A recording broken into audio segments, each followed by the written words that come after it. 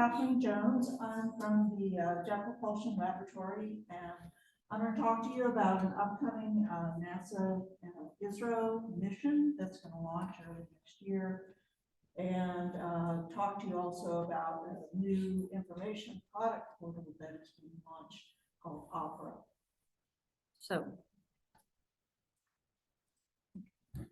the NASA and ISRO got together a few years ago and decided to finance a joint SAR mission. This is a synthetic aperture radar, like Sanko was talking about. We believe it'll launch, right now, it looks like it'll launch in April. It's being integrated in India right now. It'll have 2 synthetic aperture radars on it, an L-band for near global land and sea ice, and an S-band, which covers a lot of India's region of interest. So if you look at that map, everything that's not white will be imaged, and it'll be imaged every 12 days with this particular mission. And the area that's in hatched is the part that will be imaged with both L and S band. There are a few other sites around the world that will be imaged with both L and S. So NISAR is designed to do science, a combination of solid earth science, ecosystems, cryosphere, and subsidence associated with resource extraction. And of course, covering all of those is applications, both before and after disasters. So this mission has many, many potential uses. Here are a few examples from applications associated with hazards. Here you see burn scars show up in SAR.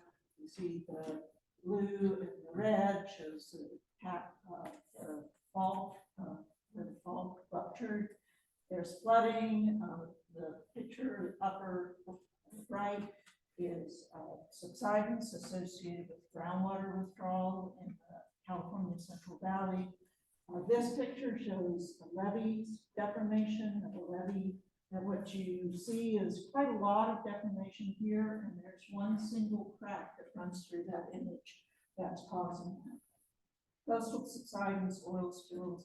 We even collect data over the Gulf of Mexico, and we can get hurricane winds from that.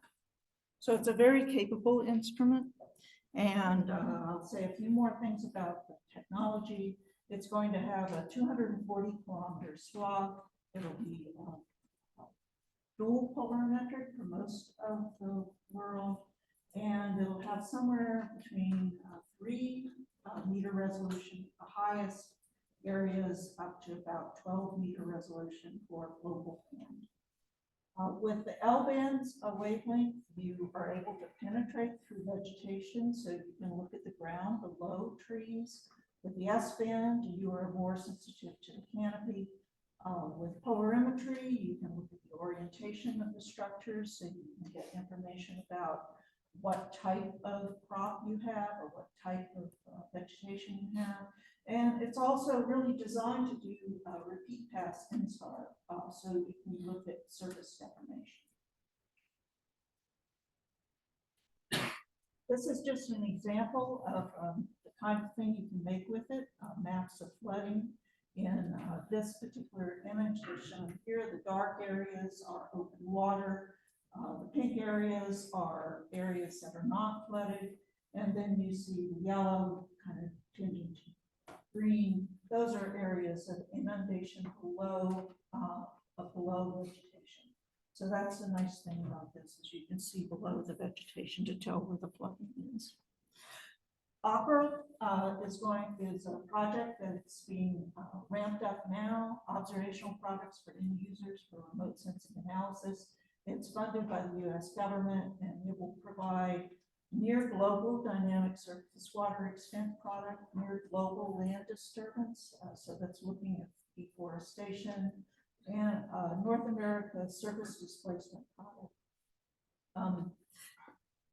Right now, the near global dynamic surface water extent product that is made with the harmonized Landsat and Sentinel-2 A and B optical data, that's available now, and I just showed a view of the interface.